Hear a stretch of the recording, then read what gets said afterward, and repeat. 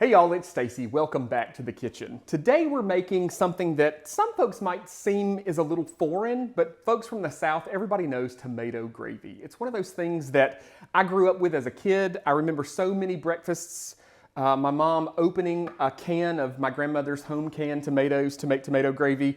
And it's just one of those things that just kind of tastes like home. But let me show you how easy it is. So we're gonna start here. I've got a skillet over medium heat with 3 tablespoons of baking fat. Now you're gonna have to start with some kind of fat, whether it's vegetable oil, maybe it's grease that rendered out of cooking some sausage.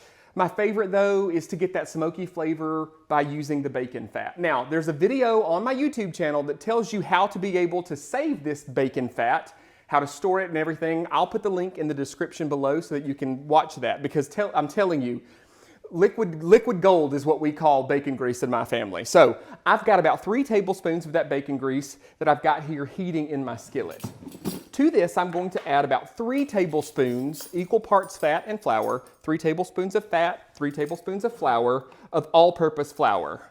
Now, I like to keep flour in a big container like this. I have this in the test kitchen, but I also have these exact same containers in the house. It makes being able to scoop flour out really easy, and if you're measuring something in a dry measure, you can measure it over this container. They're not the prettiest thing, so we just throw them in the cabinet, but they're very functional, and they're not super expensive either. All right, so you can see our flour is bubbling here. We're gonna take a whisk or a wooden spoon, whatever. We're just gonna cook this flour just a little bit.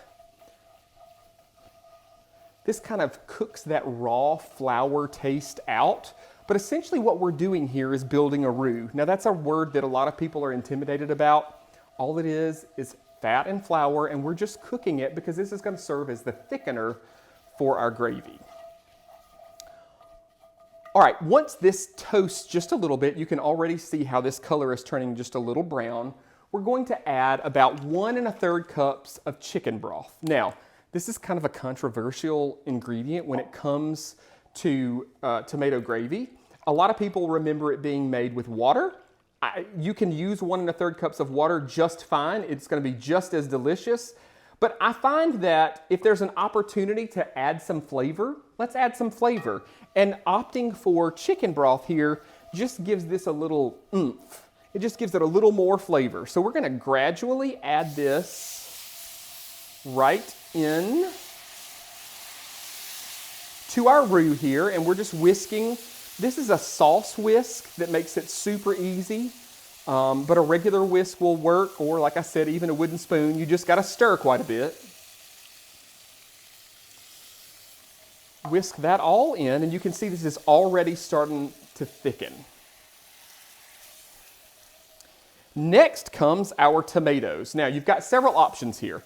Earlier I mentioned those homegrown tomatoes. A pint of home canned tomatoes works perfectly for this. If you don't have these, that's not a problem.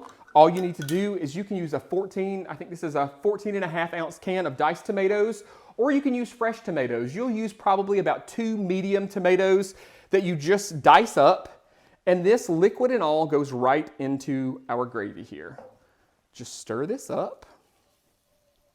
Now, if you had started, let's say, by cooking bacon, you could reserve that bacon to the side, use that rendered bacon grease to make this, and then crumble that bacon back into it if you wanted.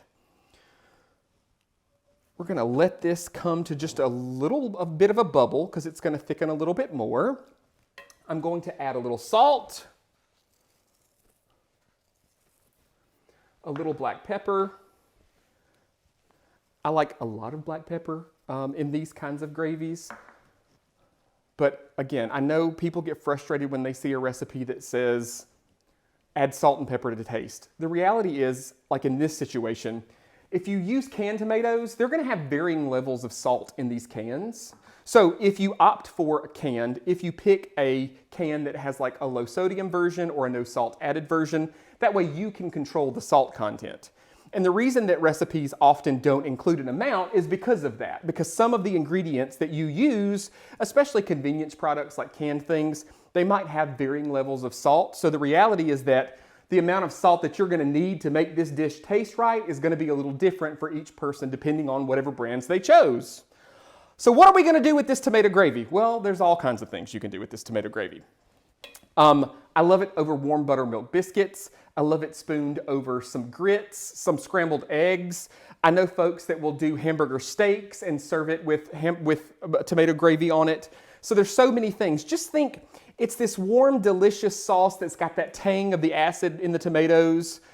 It's just a super delicious, easy to make thing. Like I said, for me, it just tastes like home. So I've got some biscuits here. All we're gonna do is pop one of these open.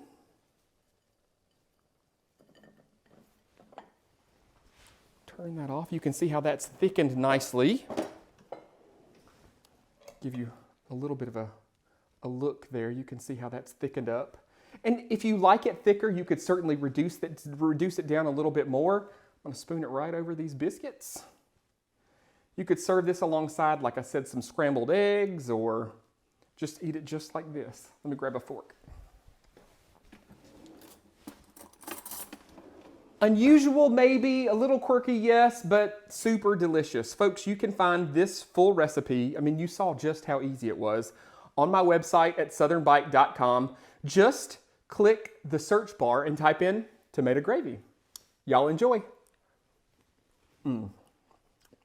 It's really good.